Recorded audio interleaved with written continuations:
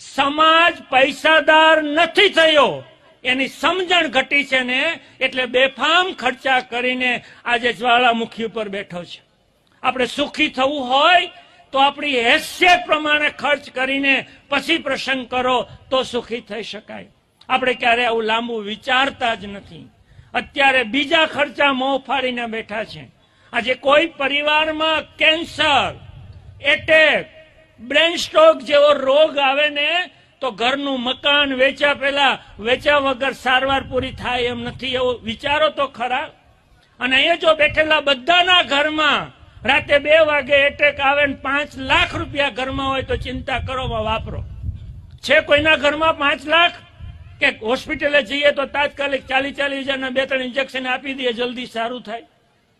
એવું તો કઈ છે જ નહીં. તો સમજનો પરિવાર તો એને કહેવાય કે આવનારી આફતની પણ જોગવાઈ હોય.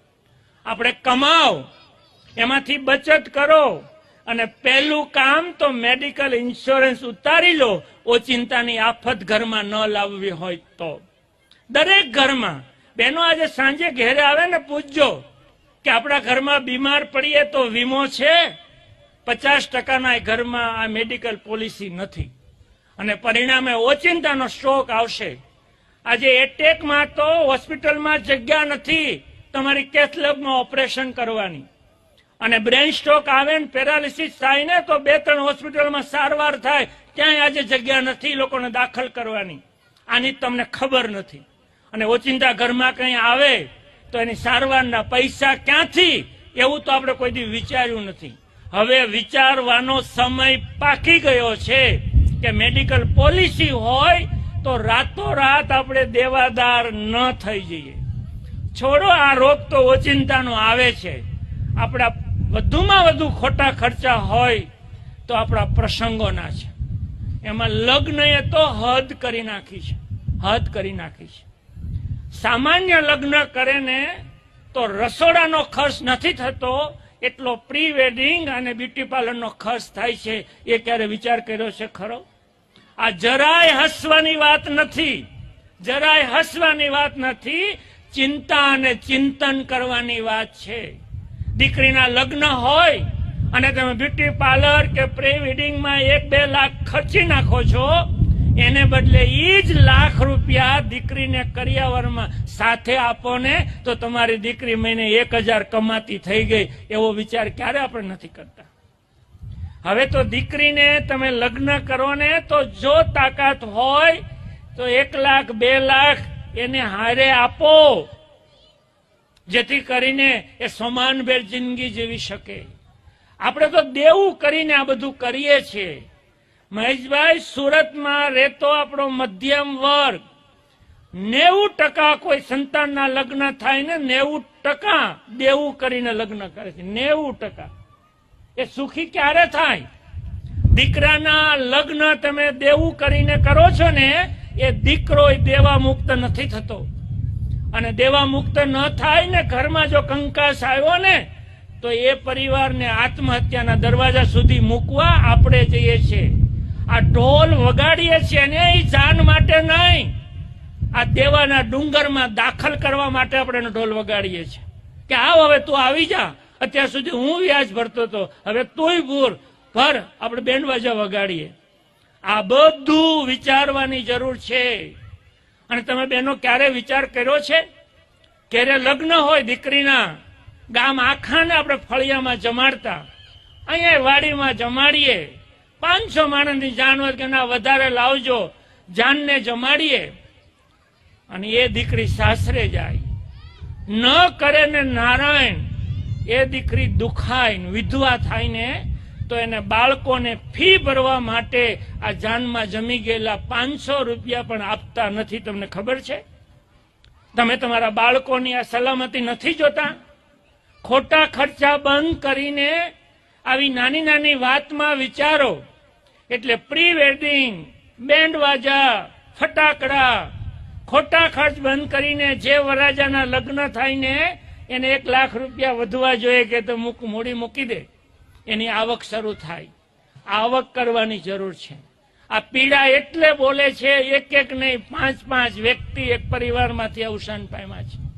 અને આવું તો અસંખ્ય પરિવારમાં ચાલી રહ્યું છે. ઘર કંકાસ દૂર કરો, પરિવાર સંપીને રહો, આર્થિક આયોજન કરો અને પરિવારમાં ટેન્શન ન આવે એવું હસતું હસતું પરિવાર જીવન જીવે એવું બધાએ વિચારવાની જરૂર છે. અને ચાલો બાળકોને એક આપણે પૈસાનું ઝાડ ઉગાડતા શીખવાડવું છે. અહીંયા જેટલી મમ્મી અને દાદીઓ બેઠી છે, આ બહેનો તમને એટલે વાત કરું છું કે તમારા પર મને વિશ્વાસ છે કે તમે આટલું કરશો, એટલે તમને વાત કરું છું. તમારે બાળકોને આવતા મહિનાથી કમાણી કરતા કરવાના છે. બાળકને ક્યારેક કીધું છે તમે કે આ તારી મૂડી કહેવાય, આ મૂડીને વ્યાજે આપ તારી આવક થશે? આવું શીખવાડવાનો મા તરીકેનો રોલ તમારે આજ સાંજેથી શરૂ કરવાનો છે. બહુ હેલું છે.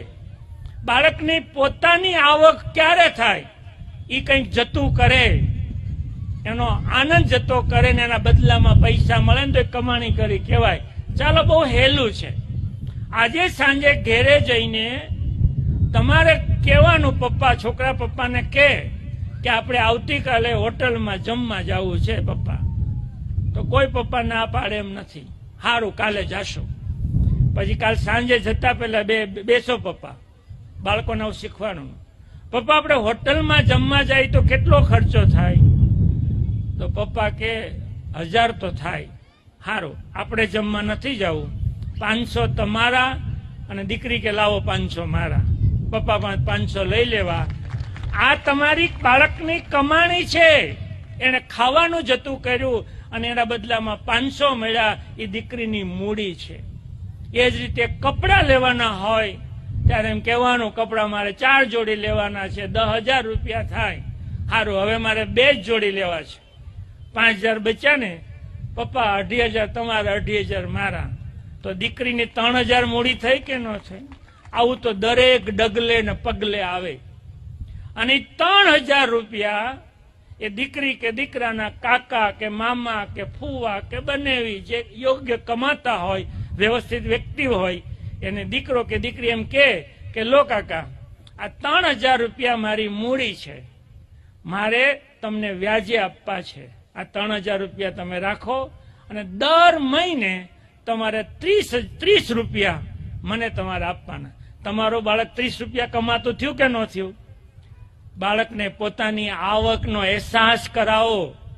એ નાનું હતું ને દૂધ નહોતું પીતું ત્યારે વાટકીમાં આંગળી બોળી થોડી ખાંડ પણ હારે લઈ એને જીભે લગાડતા હતા અને બાળક દૂધ પીતું હતું. બાળકને સમજાવો કે તારી પોતાની મૂડીને કામ લગાડ. બાળક હજી નાનું છે ત્યાં 30 રૂપિયા દર મહિને કમાય છે અને એવી ખબર પડી જશે ને કે આ તો આવક સારી, હું પોતે વાપરી શકું અથવા તો પાછા એને રોકી શકું, તો બાળક ખોટા ખર્ચા બંધ કરી દેતું થશે અને કોલેજ પૂરી કરશે ને ત્યાં એ 5-10 હજાર રૂપિયા એના રોકાણમાંથી કમાતું થઈ જશે.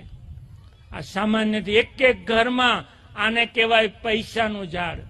અમારે અમરોલી કોલેજના ડોક્ટર મુકેશભાઈ ગોયાણી છે, આપણે રામાણી સાહેબ ગોડે પ્રિન્સિપાલ છે, એને 2-2.5 લાખ રૂપિયા પગાર છે.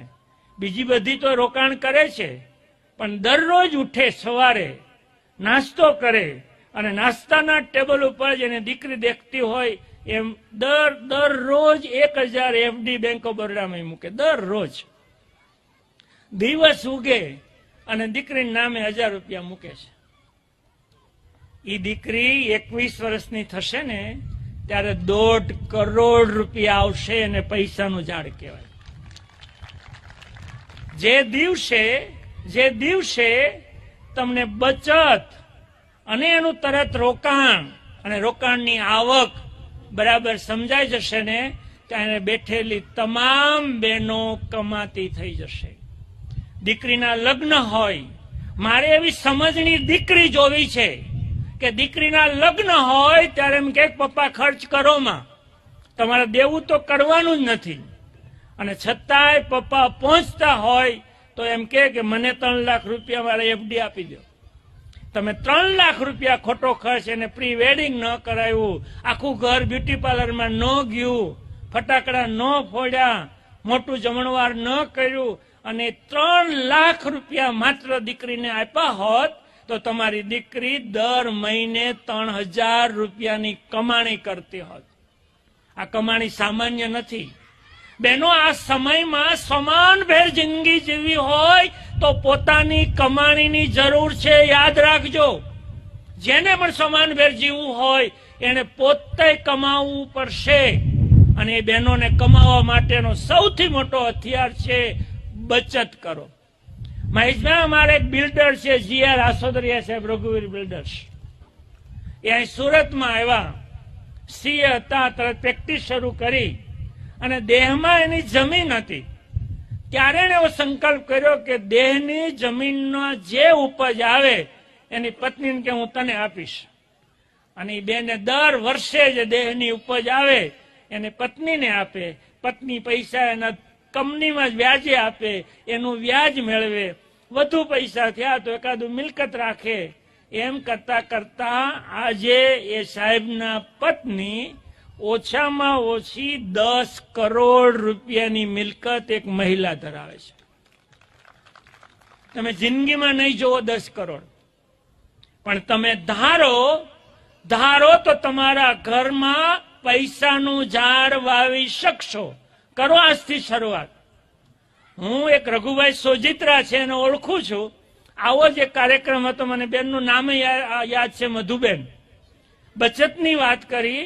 એ મધુબેન ઉભા થઈને એમ કીધું કે હું મને ઘરે વાપરવા આપે એમાંથી બચાવું, વધારે પૈસા માગું એમાંથી બચાવું, હું એને કંપનીમાં જ પાછા વ્યાજે આપું.